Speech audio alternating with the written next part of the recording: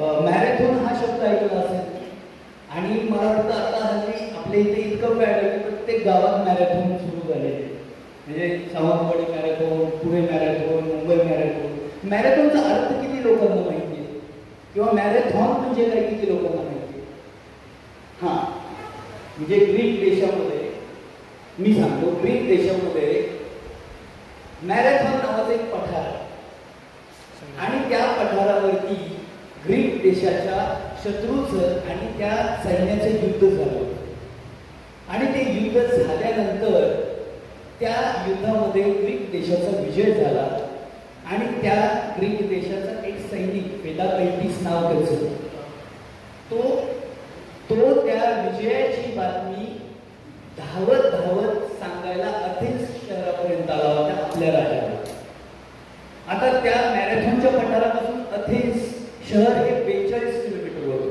त्यामुळे मॅरेथॉनचे स्टँडर्ड जे आता रनिंग चालते ते 42 किलोमीटरचे चालते. तर हे 42 किलोमीटरचं ते अंतर होतं. तर ते 42 किलोमीटरचं अंतर तो सैनिक एका दमात पूर्ण करून महाराजांपाशी पोहोचला, त्याच्या राजापाशी पोहोचला आणि तिथं त्यांनी सांगितलं की आपण जिंकलो.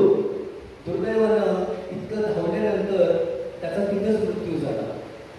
परंतु तो धावत असताना तो सकाळी निघाला आणि संध्याकाळपर्यंत दुपारपर्यंत काहीतरी पोहोचला होता. तो सरसकट जमीन होती. दुर्दैवाने त्याचा मृत्यू झाला आणि त्या मृत्यूनंतर त्या राजांनी सांगितलं की आपण याच्या स्मरणार्थ ज्या मॅरेथॉन पठारावरती युद्ध झालं होतं आणि तिथं आपला विजय झाला त्या मॅरेथॉन स्पर्धेचं नाव दिलं आणि जगभरामध्ये मॅरेथॉन स्पर्धा सुरू झाल्या.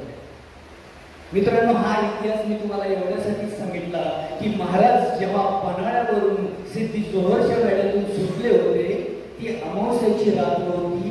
थोडं पाऊस कोसळत होता आणि अशा कोसळणाऱ्या पावसामध्ये हातात शस्त्र घेऊन, पाठीवर शत्रू घेऊन आपले मावळे पन्हाळ्यापासून पावनखिंड आणि विशाळगडापर्यंत धावत सुटले होते. ते अंतर होतं 52 किलोमीटर.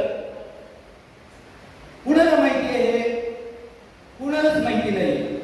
आणि ज्यांना माहिती आहे ते आज मॅरेथॉनला डोक्यावर घेऊन असतात. अरे आपले मावळे 52 किलोमीटर धावले होते, तेही अंधाऱ्या रात्री, धो पावसात आणि पाठीवर शत्रू घेऊन. त्यानंतर पावनखिंडीमध्ये बाजीप्रभू देशपांडेंनी 300 बांधव सैनिकांसह युद्ध केलं होतं. त्यांचं इतभर असेल तर ते हातभर करून सांगतात आणि आपलं ठीकभर असून सुद्धा आपण सांगायला कमी पडतो. हे आपलं दुर्दैव आहे. त्यामुळे हा इतिहास आपण आपल्या मुलांना सांगितला पाहिजे. हा इतिहास आपण आपल्या पुढच्या पिढीला सांगितला पाहिजे. तरच आपल्या पुढच्या पिढीमध्ये काहीतरी संस्कार असतील. आणि ही गोष्ट खूप महत्वाची, म्हणून मी अर्चनाताईंना मनापासून धन्यवाद देतो की त्यांनी सावंतवाडीच्या इतिहासामध्ये पहिल्यांदा हे प्रदर्शन बनवलंय. पहिल्यांदा हे सगळं होतंय. तर या संधीचा प्रत्येक सावंतवाडीकरांनी फायदा घेतला पाहिजे. या संधीचं सोनं केलं पाहिजे आणि आपल्या राजांचा इतिहास जागवला पाहिजे.